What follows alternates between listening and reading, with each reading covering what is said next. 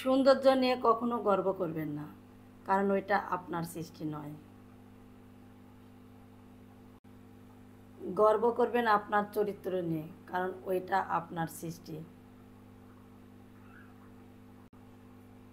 যে পিতামাতাকে জীবনের সবচেয়ে বড় সম্পদ মনে করে, তার জীবনে কখনো অর্থের অভাব হয় না।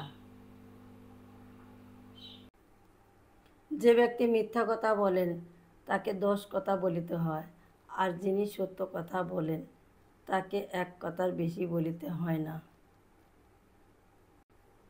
যে মানুষগুলো গিরগিটির মতো রং বদলায়, তারা কখনোই অনুতপ্ত হয় না।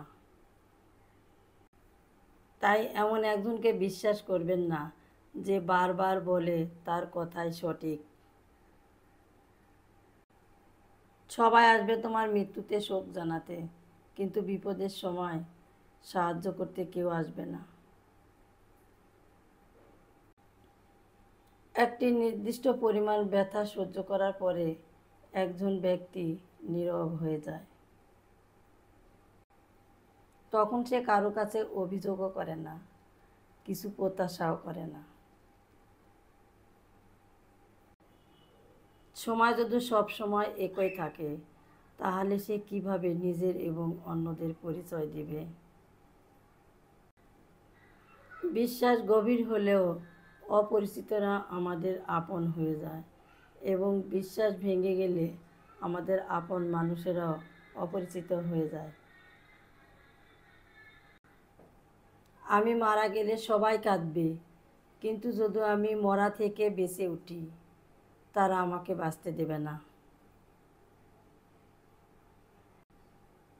সত্য কথা বলতে সাহস লাগে, পা চাটার জন্যে তো জিহ্বেই যথেষ্ট। পানি দ্বারাই শরীর শুদ্ধ হয়, সত্য দ্বারাই মন, জ্ঞান দ্বারাই বুদ্ধি, এবং ধর্ম দ্বারাই আত্মা পবিত্র হয়। তিতা হলেও সত্যি, মানুষ টাকা দিয়ে মানুষকে বিচার করে। সামনের ব্যক্তির চরিত্রের উদ্দেশ্য এবং অভ্যাস যাই হোক না কেন। সময়ের সাথে ক্ষত সেরে যায়, কিন্তু দুর্ঘটনার আওয়াজ সারা জীবন মনে থাকে। আল্লাহর কাছ থেকে কখনো আশা হারাবেন না, এবং দুনিয়ার কাছ থেকে কখনো আশা করবেন না।